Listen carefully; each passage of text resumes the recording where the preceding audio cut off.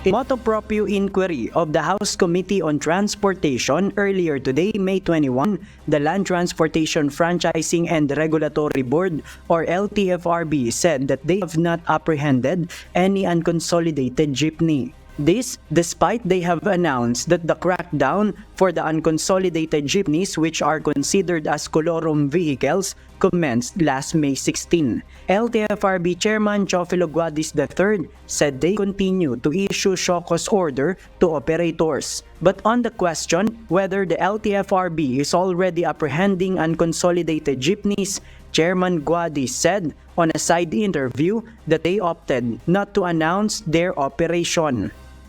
For one, ayaw ho namin sabihin sa ngayon because we would like to catch everybody by at least na nandoon po sila at the time na mag-apprehend ho kami. Because what we learn right now is nung sinabi namin, wala na hong bumiyahe.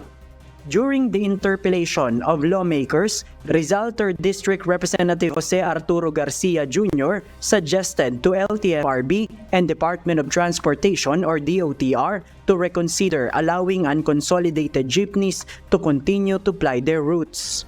This after the lawmaker knew that there are still 19% of public utility vehicles nationwide who did not join franchise consolidation. Aralin nyo. Baka pwede naman yung ayaw talaga, yung mga hardliner, payagan na natin. At the long run, in 3, 6 months o 1 year, ma-appreciate nila na mas maganda pala yung kooperatiba, mas umaasenso yung kabilang grupo, sasali na ako. Kabataan Party List Representative Raul Manuel also suggested to the committee that the LTFRB should still allow unconsolidated jeepneys to ply their routes. The lawmaker mentioned that there are units of traditional jeepneys which are still roadworthy.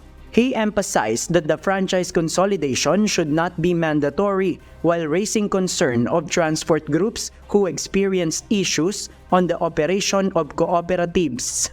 Tingin natin mula dun sa mga nabanggit ay kailangan talaga dun sa mga natitira na hindi nag-consolidate, huwag pong gawing sapilitan talaga yung pagpapakonsolidate nila ng kanilang mga prangkisa. Hindi kami nag-consolidate dahil ayaw naming isunod din aming prangkisa. Nagtatanong lang kami sa LTO kung may order pa ba? May order na ba na hulihin kami? Sabi nila wala. So ngayon, sumugal kami na nagbiyahe, kahit dinideklarar na kami na hindi nagpa-consolidate, subject for show cause order. Ang gusto po namin talaga, makabiyahe kami, maipagpatuloy namin ito.